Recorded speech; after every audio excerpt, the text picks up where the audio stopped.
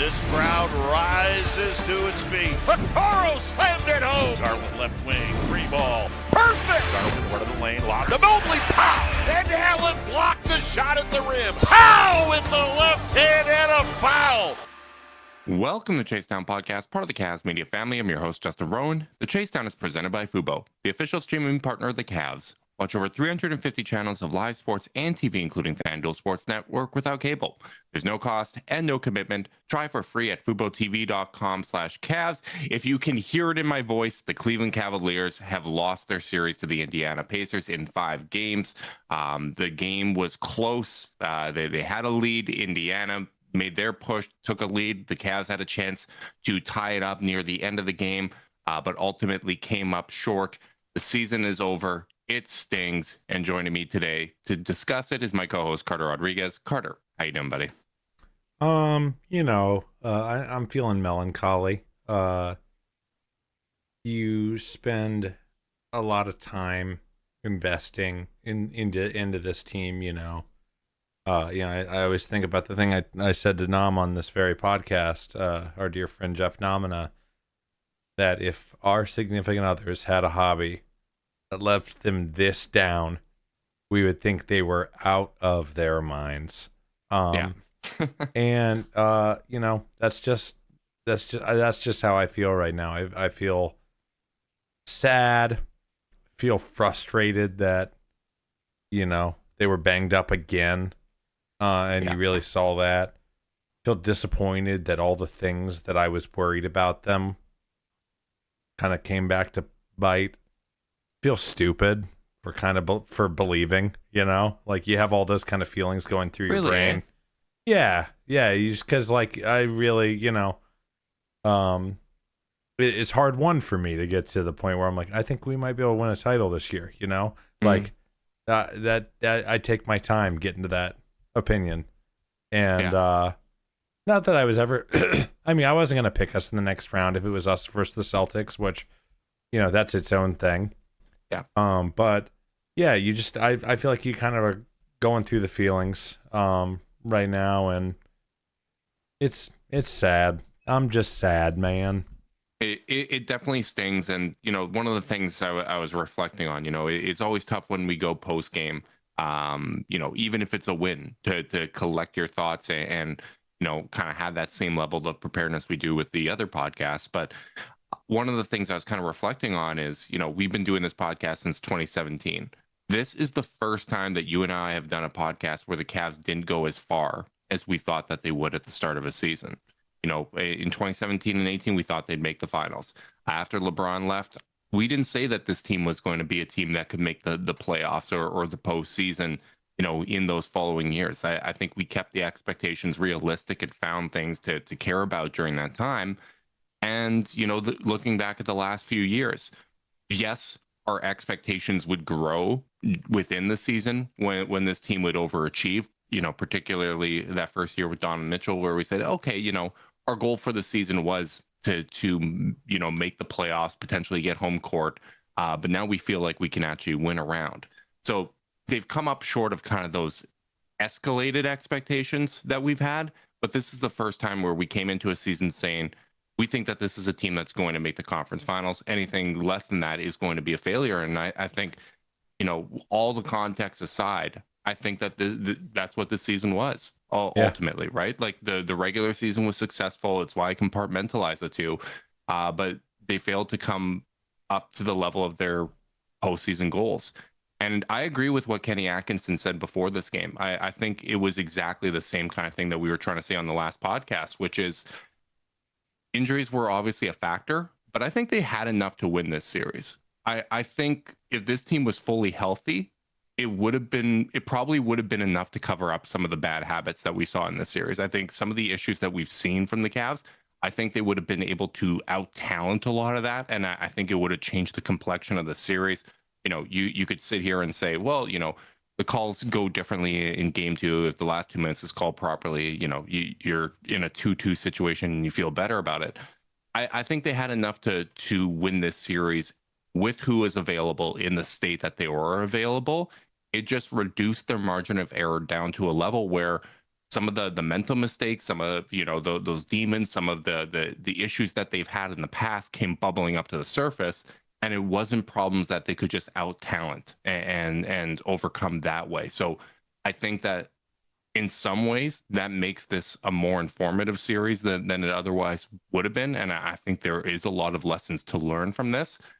Doesn't make it any easier though. Like I understand how people react in this situation, right? Like people are going to lash out. I look at some prominent voices that have been vocal about the Cavs, and I could have told you what their takeaway from this game was going to be before the game even occurred, before the series even occurred, if the Cavs came up short of expectations. Like everyone's going to default to their priors. And, my instinct is to not lash out at the team. It's to lash out at the people that I disagree with. But none of that's healthy, right? We're all looking to redirect our anger and our frustration in some other direction. And, it's not healthy, but I empathize with the fans, right? Like this was a lot of fun. This team gave you a lot of reasons to believe, and coming up short just stings. Yeah, I mean, and I really do think a lot of not to go like full armchair psychologist here, I do think a lot of the mad on the timeline right now is thinly disguised sad. Yeah. I think that's always, sometimes I just wish they're very closely related. I just wish fans could kind of know like a little bit better like what their feelings are, and like I think I that's just part of it. And it's not like I didn't get pissy during this series myself. There's so many things that I kind of keep going back to in terms of what this team needs to take away. Mm-hmm. And I just think it's getting dragged into someone else's style. Yeah. And I'm not sure what the answer is there, dude. especially with, and I think, we have all off season to talk about the changes that can and cannot be made. But like, I don't know how you get past, you start the third quarter so crisp, so sharp, and then you just stop playing basketball. Yeah. And I know Indiana like cranked the pressure up, but I mean, and I know that Darius could not move, and it got worse and worse over the course of the game in a way that was really, really hard to watch. Yeah. And I know that Donovan got, either stepped on or kneed a knee or something like that on that three, and then he couldn't move that whole quarter either. But it was the lack of commitment to anything, Yep. We have Max left wing ISO layup on Andrew Nembhard. Like, not to go full Patrick Ewing here, but like, did you practice that shot? Yeah. Like, what part of our offense has been Max Strus ISOing against the best defender on the other team's team against a set defense? Like, that wasn't part of this team's brand or identity all year. It wasn't even their identity to have Donovan or Darius ISO against the other team's best player on offense all year. So, like, you can't even just tell me, like, well, those guys are hurt and someone's got to do it.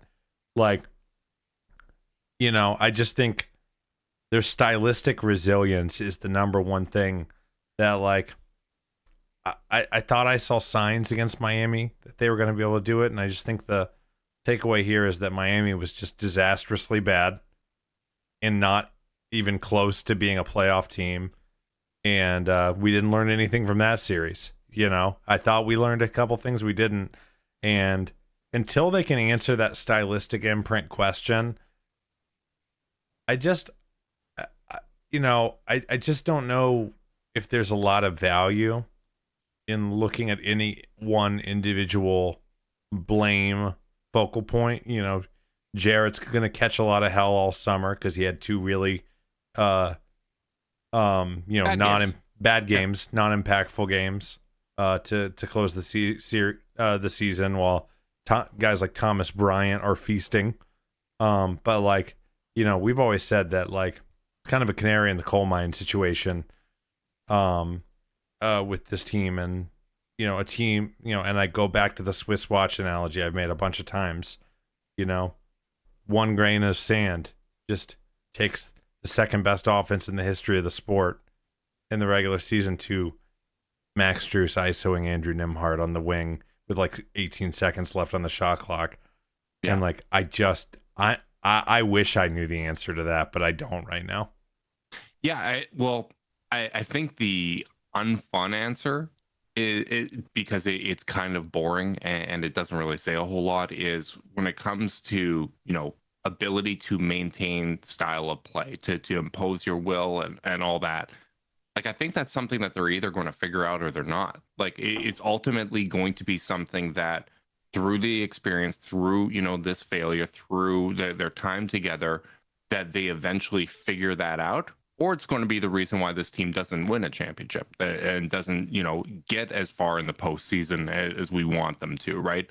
They are going to underachieve in the postseason until that aspect of things is figured out. And that was one of the things that Kenny Atkinson talked about post-game. He said that what they need to get over is that mental part of the game. He said that the next jump, the next leap that we have to make is that mental strength. And, I think some of that comes down to chemistry and continuity, right? Like, that's one of the things of, when core members of a team get to play together for an extended period of time, you can have those hiccups along the way. But usually when you kind of iron that out and you get to that level where it's second nature, where you know where everyone's going to be, you recognize when someone hasn't got enough touches for an extended period of time, and do the right things to continue to impose your style of play. Like, usually that's the kind of thing that takes time, right? Like, I think back to, Jokic and Jamal Murray. Those guys took 7 years together before they won a championship. Jaylen Brown and Jason Tatum, both of them were kind of born on third base to some extent, being drafted to an Eastern Conference final team. But even with that, it took them 6 years to get over the hump. That doesn't mean it's going to happen for this team, but I think that is in fact the next step, right? Like you are able to bank on some, physical maturity and development, particularly when it comes to guys like Darius Garland and Evan Mobley, who aren't in their primes yet. But I think as a collective, they need to get over that hump.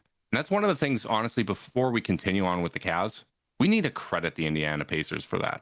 They really did impose their style of play. They imposed, you felt like it was an Indiana Pacers game out there.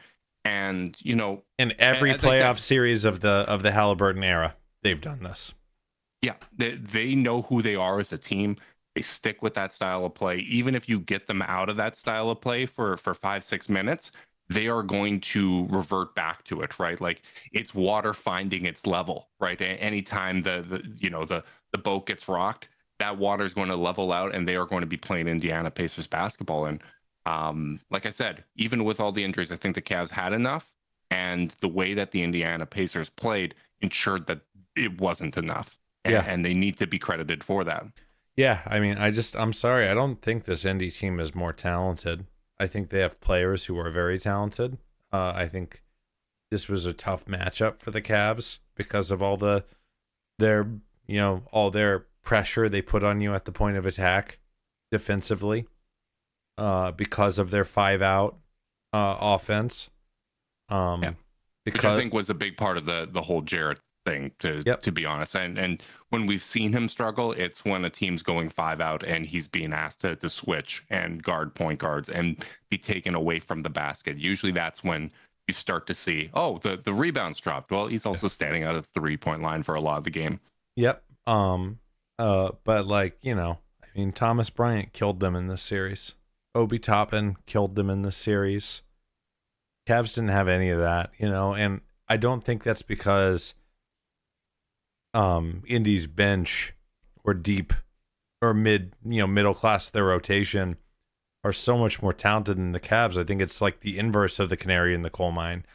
Like Indiana Pacer basketball does what the Cavs basketball did in the regular season, which is makes things easy. Think about how many times we said over the regular season about, Okoro having good stretches, Wade having good stretches, Jerome going nuts. And, what did I say over and over and over again? I said, it's easy to play Cavs basketball right now. It's not hard to be a Cleveland Cavalier. And sure looked hard in this series. And for the Pacers, it just felt, Obi Toppin's getting to do Dr. J scoop layups and hell of a finish. I know, amazing. And everyone up and down just seemed so comfortable in what their job was for so much of the series. And I do think that should be a real wake up call for this team, because again, it's not, I think even me and you are going to look at this and go, we need more, we need better. Mm-hmm. And it's a natural reaction, but it's just play better. Sometimes it's that simple. I don't think the Cavs played more than one, how many good quarters of basketball did the Cavs play in this series? Not enough. Yeah.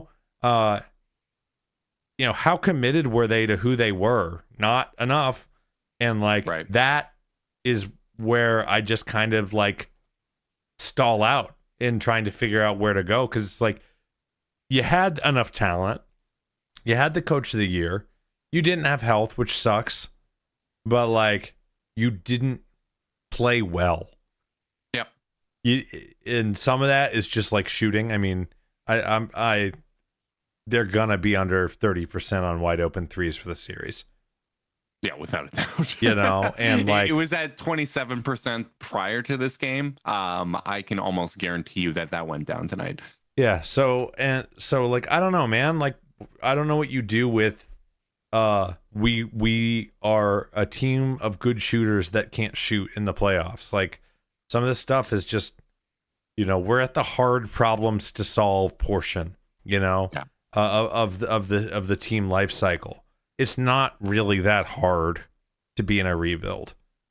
You take swings on young players, You try to find an identity. It's hard to get out of a rebuild, but the individual choices are easy.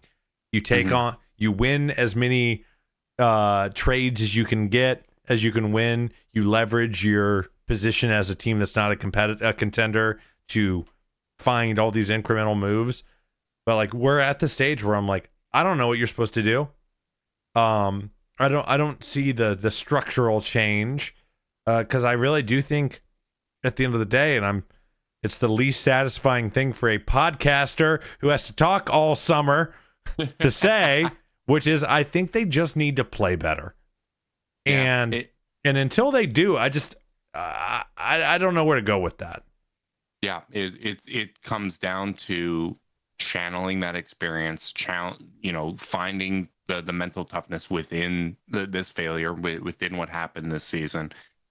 The self-reflection and doing what needs to be done. And that's not something that's easy to talk about, right? Like, you could sit here and say, oh, look how they shot from the free throw line. They need to shoot 5,000 free throws a day, and that's what's going to do it. Like, you can kind of say that stuff to make yourself feel better, but it really, as Kenny said, it comes down to that mental aspect of the game. It comes down to getting over that hump, to find ways to be more resilient, where injuries aren't taking them out to the same extent that they are. And some of this is bad luck, right? Like, it sucks that it all hit at the same time. It sucks that you look at what the Indiana Pacers were able to do physically.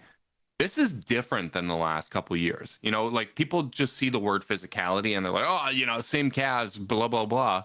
This is completely different.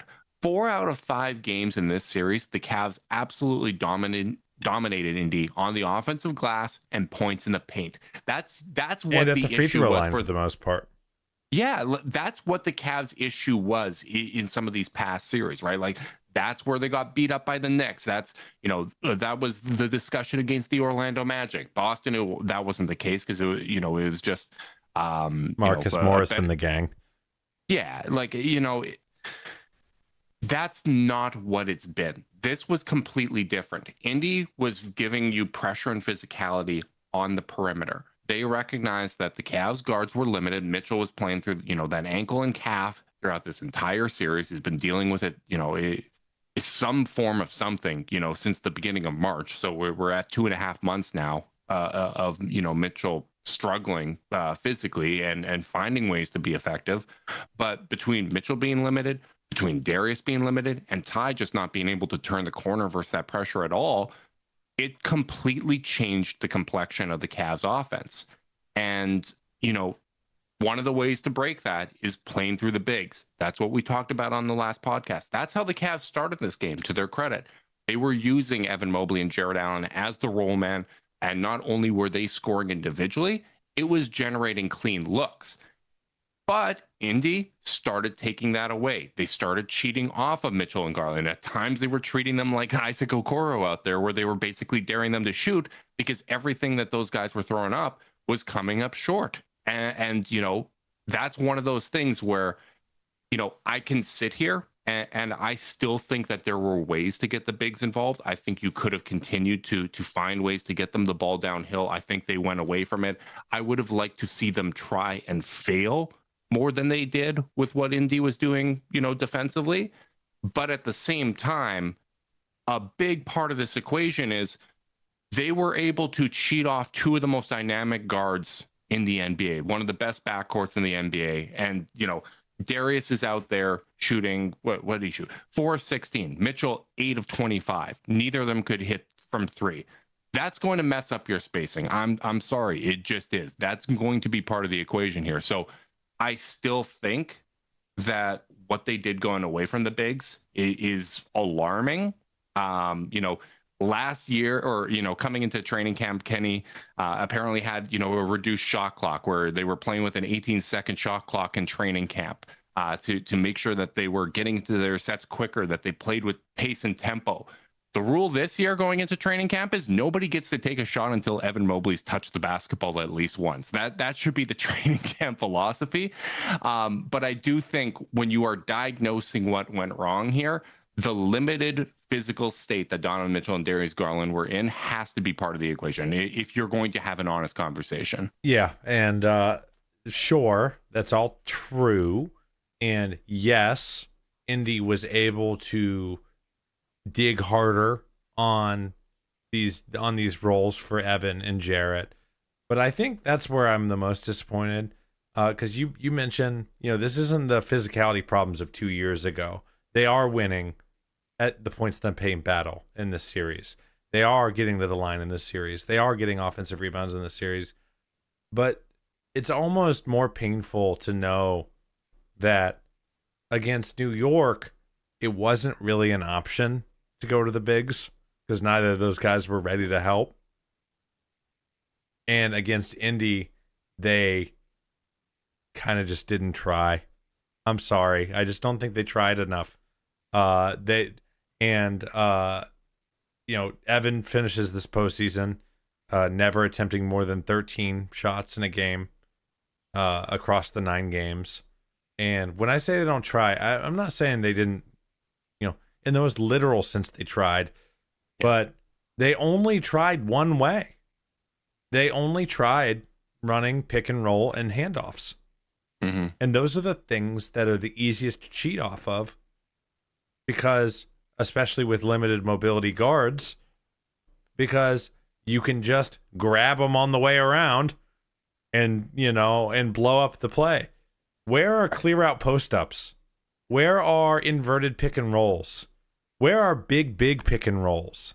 Did they run a single Mobley Allen pick and roll in this series?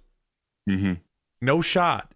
Did they ever just clear out and let Mobley get a post touch against Pascal Siakam, who he consistently drew fouls on, consistently was able to attack and draw help? Yeah, you can call out that they were cheating off of Mobley and Donovan and Darius, and they were, but the Cavs kind of let them have it their way, where they got to cheat off of them, and the Cavs weren't even getting a parade of wide open threes. Like the offense wasn't healthy in this series at the end of the day. Yeah. It just wasn't, and that's not a shooting variance problem. If they were trying all these different ways to draw the help, and and Aaron Nesmith had to help from the weak side corner to crash down on an Evan Mobley post up, and we got them in rotation that way, I can kind of live that way. Pick and roll and dribble handoffing Tyrese Halliburton, who was really pretty excellent defensively, I thought, in this series. Stayed connected, leveraged his size, got key shot blocks when it mattered. It just felt like hitting your head against a brick wall, and you don't get to do that strategy when Darius and Donovan can't play the way they want to, and Ty Jerome's having the worst, 5 games of his career. So that is, I think that's where I'm frustrated. And when I'm looking at the tactics of what they can do that's better than just play better, it's hey, you got to change your attack. You got to change the way you're going to do this. There were so many plays where even when they got a switch and it was Nesmith on Evan, and Evan was had a foot in the paint, they didn't even look at an entry pass. And until they do that kind of stuff, the whole freaking point of the Evan Mobley experience this season was to diversify your game in a way that made not this happen. To make your offense more playoff proof. Yeah, you could have used Tari Eason the way that Evan was used in this series. And that I think is probably what I will leave as my my biggest disappointment is that they lost the way they lost. But at a tactical level, my biggest disappointment is the usage of Evan. Yeah, honestly, that was a thought that I hadn't really got to. I like the way that you described it there, right? Where, it's different than the past because there were tools left in the tool belt that were unused, right? And it's just crazy to have tools at your disposal and not use it, which is why I take advantage of Zoom AI Companion, because only you can do your best work. Zoom AI Companion can help you do the rest, like automatically taking notes, answering meeting questions, and helping you respond to your coworker. Available at no additional cost with eligible paid plans. Work happy with Zoom AI Companion.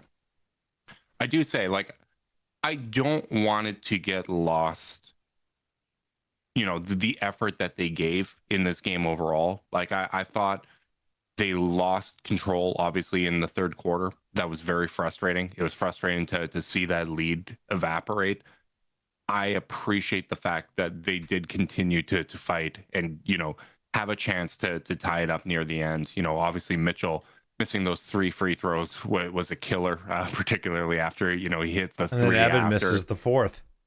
Right. Like, all of that stuff's a killer. But when you see, Mitchell limping out there, but still, like you said before, when he'd get knocked down, he'd bounce right back up. When you see Darius Garland limping, the other games, it took a little while for him to be limping. This one, he started. Like, it was very clear that, he was in a lot of pain. I was actually really surprised that despite the fact that, he was on a bum wheel the entire time, he moved well laterally defensively. Like, it wasn't like I'm saving myself for the offensive end. I'm just going to give you a burst on that end. I felt like the effort on the defensive end was more consistent, right? Like, he was staying in front of Andrew Nembhard, drawing that offensive foul because Nembhard couldn't turn the corner on him and pushed him with the arm, right? He was competing in those switches and the mismatches. I didn't feel like that was something that Indy ever really exploited when he was out there. So I got to give him credit, for competing the way he did. I got to give him and Donovan a lot of credit for how they competed, because, you can't sit here and say, hey, whatever you are able to give the team, go out and do it, and then be upset that it doesn't look the way that you want it to look. Yeah, and I think Donovan leaves this run. I think last year everyone left Donovan's run being like, that's that guy. Yeah. And I think me and you were like, I mean, he is, but I didn't love the way we got there. Yeah, a lot of the time it wasn't a healthy offensive ecosystem. Like, he was doing everything he could to drag the team, but it was tough. I think this year I was just purely pretty darn impressed by him. He was the only one who consistently made Indiana react to him in this series. And like, yeah, he does hold, I I think he takes some accountability for Evan not getting the ball, as much as I would have liked to see, and stuff like that. But just overall, his physicality is, a series where he can't shoot, and he just responds by getting, to the line like 15 times a game. I didn't know if he had that kind of series in him. Yeah. And really hard-earned rim attacks over and over and over again. So I do think Donovan kind of comes out of this feeling, smelling the best, despite obviously the way it ends. Yeah, I agree with that. I've been really, really impressed with him, all season long. I think, the sacrifice that he's shown has been incredibly impressive. I thought, there were times where, you can have your gripes. I felt like off-ball defense was it wasn't his strongest series on that end of the court. But it's hard to complain when you know that the guy is dealing with lower body ailments, whether, it's the ankle, the calf, everything's been, bothering him. And, I think one of the things that I was happy that Kenny addressed in the post-game issue, I think it was Joe Barton that asked him the question basically about, the team having their minutes managed all season. Was conditioning a factor? Well, were they in kind of the playoff shape that you wanted? And I think it has more to do. Like, we couldn't even really see if this team was capable of a minute ramp up in the playoffs, just because they were, playing hurt for the competitive games. it's not like you're going to play the guys 40 minutes against Miami when you're up 40 points. So that's just kind of there's no point in that. But Kenny did say, what we had heard, that, there was a plan to ramp up minutes after the All-Star break, but, between this grueling schedule that they had, some of the nagging injuries that, Donovan was dealing with at the time, and the fact that a lot of their wins, they were up 20, 30 points, made it harder for them to do the ramp up. He said, we only kind of did an okay job of that. And I think that's going to be one of the things they need to reflect on. Remember, I said at the start of the season, when they were managing the minutes and the minutes were so damn low, I said, one of the things that came to mind was concern about how that used to affect the Milwaukee Bucks, where Budenholzer would manage the minutes, and you could tell that Giannis would get tired in the playoffs. I don't know how much of a factor that was in this, but I think when you're doing that self-reflecting and assessing, you have to ask, is there something we can do to put ourselves in a better position physically for when it comes to the playoffs? Dude, I don't freaking know. I just don't know, like Darius gets turf toe. That's Evan lands on Miles Turner's ankle.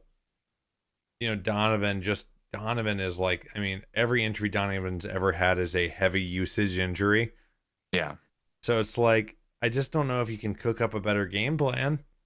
Yeah. And this is the first time Darius has got hurt in the playoffs, right? Like last year, it's the after effects of the jaw issue and, everything he was dealing with the family and stuff like that. So like, I understand what you're saying. Like some of this stuff is flukes that you can't control, right? Like, things. I just think I'm gonna go back to just like be better, like don't get gassed, like don't get beat up, don't get hit first every time. Diversify your offensive game plan in a way that allows you to not require require Donovan to try to brush off Andrew Nembhard 9 straight screens in a row every possession.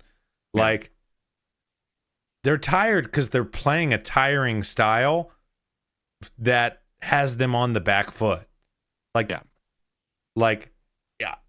Indy, I didn't see Indy tired, and it's not because Halliburton played 43 minutes a game.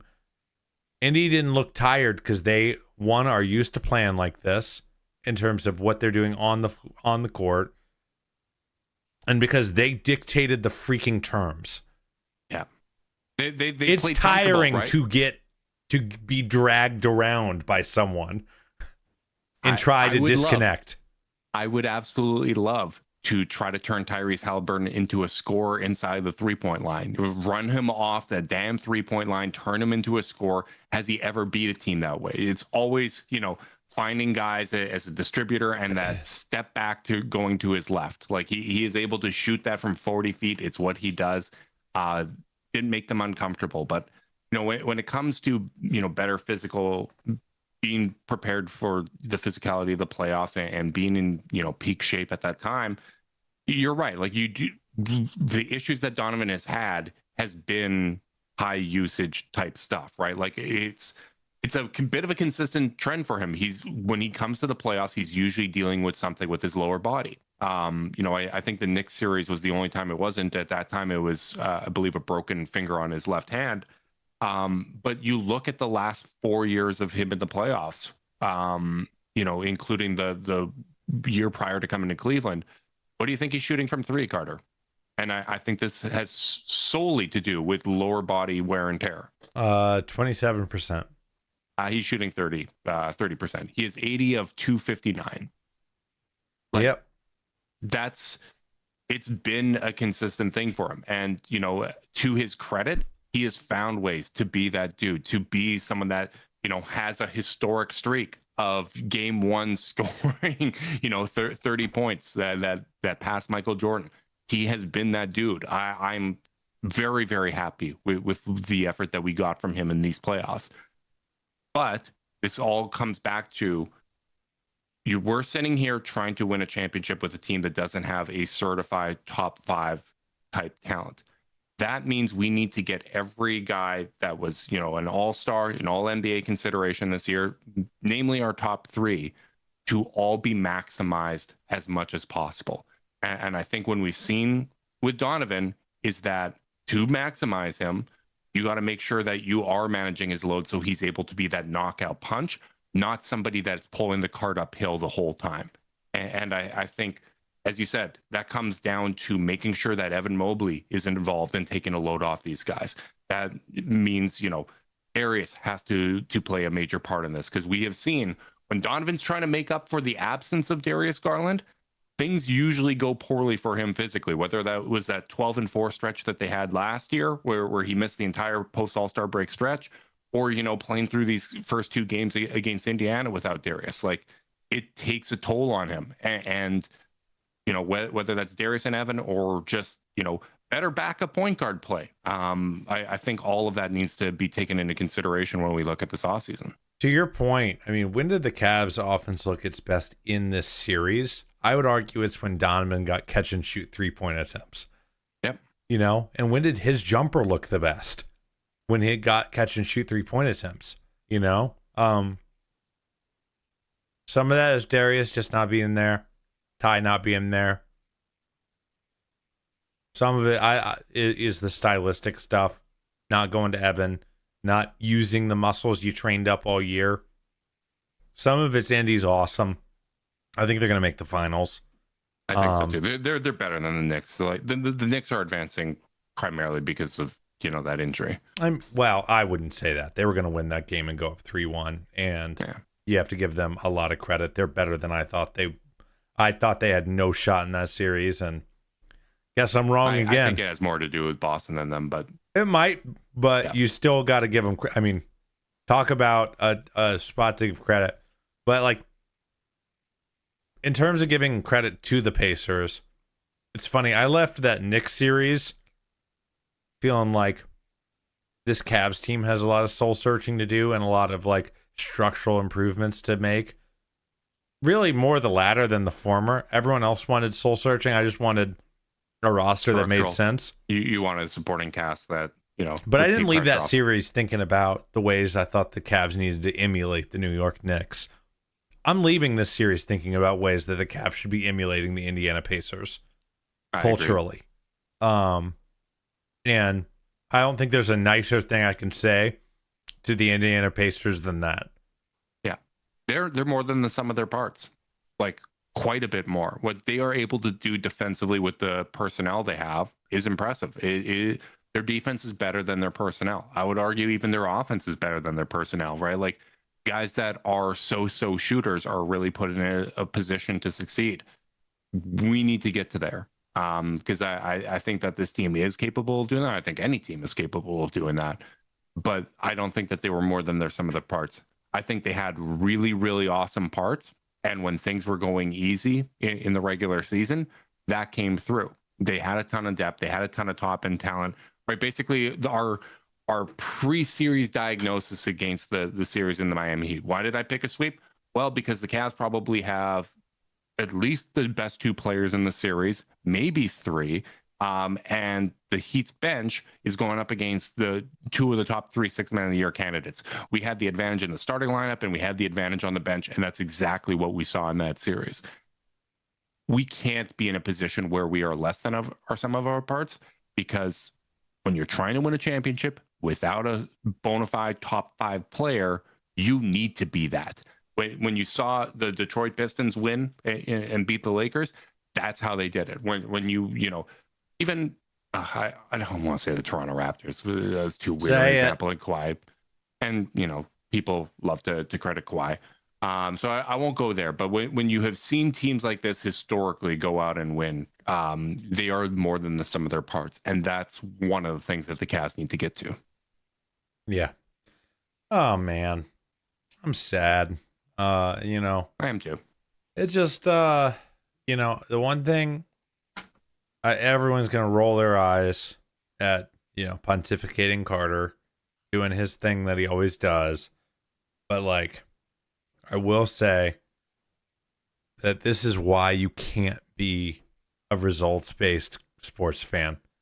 You just can't, because it's too painful. Like, I feel a lot of pain right now but at least I had fun the whole way, you know. Yeah. And I found the whole thing. I don't think the people that were miserable the whole way being like, do it in the playoffs, are less miserable now. Yeah. I think they're probably just as angry as Yeah, they would be if they had some fun this year. And frankly, I actually don't think there was that much of that this year. I think most people it was such a fun ride that even the cynics and the skeptics got on board or just shut the hell up. Yeah. You know? More the latter, but yeah. You know, I would say it's a healthy split, honestly. But I think some of those folks I think a lot of people's reaction, like, shit, dude, my reaction just at the beginning of this podcast was like, I feel stupid for believing, you know?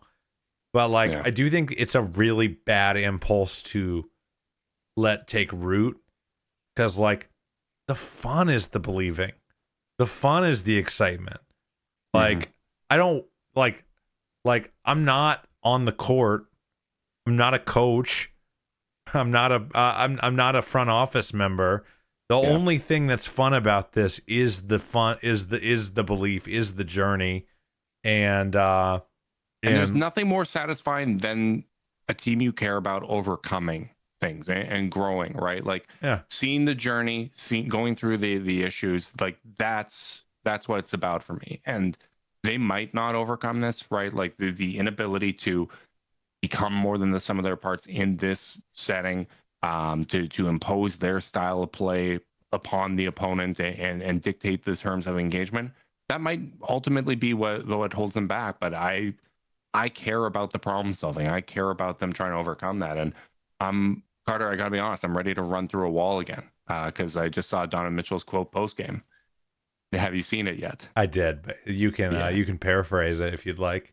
Yeah, he said, "Y'all are going to write us the off, but we'll be back." And hell yeah, Donnie, hell yeah. Well, that's the energy you want to see. At the end of the day, I do really think that these guys do believe in each other, do have that kind of camaraderie, and like that is the other big challenge at this point is maintaining collective belief, because these guys, it's over. This era will be over the second these guys don't think they can do it. Yeah. You know, we've seen so many good teams, really, really quality, competitive teams, that just the second they lost it, and it's not an individual belief. I think all these guys are always gonna, NBA players are wired like psychos. Yeah. They're all gonna believe in themselves individually, but if they lose belief in the journey, well, then you might as well just start over. Because that's the only thing that's the only time it's not gonna be fun for me, is watching a team that doesn't believe in itself anymore. So like that Donovan quote is important for me as a fan going through this experience. I completely agree. And, I think this team has a lot of reasons to still believe. The one thing that we have consistently heard is, this team will go as far as Evan Mobley is willing to take us or able to take us. I do think, reflecting on this series and reflecting back on the whole year, I think this wasn't just something that changed in the playoffs, where, hey, we kind of neglected Evan for stretches of the game. We could have continued to feed him. We could have used that to overcome pressure that teams are throwing at us. I think there were times throughout this entire season where Evan kind of would go on the back burner. He would have great quarters. We didn't consistently feed him. That was a habit from the regular season that carried forward to the playoffs. I think we need to put our money where our mouth is when it comes to that, where, even if it costs regular season games, which we said that last year, where we're like, we got to let Evan explore the space, and, his improvement needs to matter, even if it costs you some regular season games. We said that going into last year, and they won 64. So I don't think that Evan Mobley, being a larger focal point and that being a sustained point of emphasis is something that's going to make this team worse. I do think it actually needs to be a sustained point of emphasis. I think we have not gone out, as I said on the last podcast, we haven't had a 5 of 20 Evan Mobley game where, we just continued to try to feed him and it just didn't work out. That has never occurred. And I think in the regular season, you were able to get away with going away from Evan Mobley because Darius and Donovan were so damn good, because Ty was so damn good, because, DeAndre Hunter was coming in and giving you a lot off the bench. You were able to get away with that because this team had so many options. But when it comes to the playoffs, your star players matter more than ever. And Evan Mobley needs to be a sustained, important part of that equation. Yep. You're absolutely right. Man, sucks to lose. But before we sign off, I do think we should just get around to thank yous. Thank you to the. Wait. Oh, you got it. You got another take? I do have one more thing I want to touch on. Okay. Because I do think it actually is really important. And if we're going to be emotional and vulnerable here, let's just go through it all. Because what happened with Jason Tatum absolutely sucks. I think it is terrible for the NBA. And as a Cavs fan that wanted to see this team tested against a healthy Celtics, I wanted healthy Cavs versus healthy Celtics. It looks like we're not going to get that opportunity. It bums me the hell out seeing him, on the ground yelling, knowing that the injury itself, not that painful, but the emotion that you go through in that spot, it's just absolutely terrible. I feel for Celtics fans. I enjoy beating them. I want to see Boston fail, but I don't want to see it like that. It really, really sucks. And that's going to be something that changes the calculus of this offseason, right? Like when we're evaluating how the Cavs stack up against the East, Jason Tatum not being on Boston next year is going to be a big part of it. And it's going to change their team building. It just sucks, man. I feel sick. We've been talking about how the NBA needs to market its younger stars and continue to push that next generation as, the LeBron and Steph all kind of age out. And Tatum was going to be a big part of that, even if it was someone that I was rooting against. I absolutely hate it. And unfortunately, it's going to be relevant to the Cavs offseason. Like, I think it is something that's going to have to be part of the calculus here. Yeah. And, well, it's obviously a bummer. You hope he comes back right. It just, it's just not what you want to see at the end of the day. But you're right. It is going to be a factor in how. I mean, it's a landscape changer for the NBA. One of those kinds of injuries. So, can I get to some thank yous real quick? Yes, you may. I just wanted to talk about that. Just big thanks to our listeners for over the course of the season. It's been a blast. Thanks to those folks, especially those that hang out in the YouTube chat with us, almost, twice a week, and hang out with us. Thank you to the Cavs for all their support, and taking good care of us. Matt Gold, Brenna, you guys are just, heroes. Thanks to, our boy Conrad, who helped us out with some social content at the end of the year, getting some clips put out, and thank you, and then thank you to you, buddy. I'm a sad boy tonight, but doing this thing is always really special with you, and I really appreciate our friendship, and that the podcast train ain't gonna stop anytime soon. Hell yeah, buddy. Obviously, I echo your sentiments. Nothing we were able to do would be possible without our listeners, everyone that, supports us, that shares the podcast. Word of mouth is still one of the most effective ways to help support us. And we really do appreciate you guys. And obviously the team, at the Cavs, I really, really cherish the fact that we haven't had to change the podcast. We can sit here and we can be critical. We can wear our hearts on our sleeves. We can be, the homers that we are, while still making an effort to give you guys real analysis, right? Like, I think it's a really, really special thing that we're able to do. And it's exactly what was promised. And honestly, it makes me want to be a better fan. It makes me want to be a better analyst, right? Like, it makes me want to attack this off season and try to become better as a podcaster and, further my understanding of the game. And I don't think that I would have that same drive if we weren't supported the way that we are, both by our listeners and the people that root for us out there, as well as the team itself. So it's crazy that we're saying that.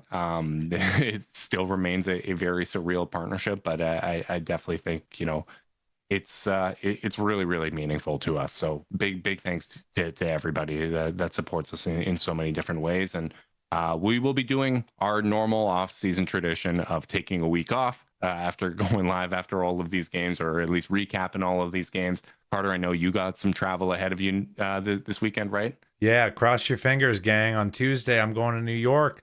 See if I win an Emmy. Hopefully by the time we are doing this podcast again, you are doing it with an Emmy. Rooting for you, buddy. I'm gonna get a little floating shelf back there, you have to any sports podcaster that has an Emmy has to put it in the background. It's even if it's not related to the podcast. Yeah, I had to write an acceptance speech. Isn't that crazy? We're not gonna win. It's fine.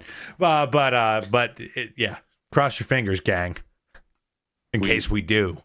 We are going to be rooting for you, buddy. And then, as I said, we will take next week off. We will come back, kind of do our recap of the season. I'm sure at that time, the team will have spoken, Kobe will have spoken, and we'll have some stuff to talk about. And we'll start tackling this offseason, man. I'm obviously a little excited. I'm ready to get hurt again. Sea Bear season starts on Friday, so I will be tapping into that. But yeah, This obviously sucks. You don't want to see this season end this way, but this isn't the end. This isn't the end of the Cavs. This isn't the end of this group. This isn't the end of the podcast. We are going to come back better next year. I firmly believe that. Oh, yeah, brother. Big thanks again to everyone that supports us. If you're watching live on YouTube, make sure you guys like and subscribe. Click that notification bell so you know when we're going live. If you're listening via podcast and you want to support us, leave us a rating, leave a review, subscribe, unsubscribe, resubscribe, and help cook those books. If you want to be part of Chasetown's exclusive Discord chat, send a screenshot of the review to chasedownpod@gmail.com. However you choose to support us, we really do appreciate it. Make sure you guys are staying safe out there. Until next time, go Cavs.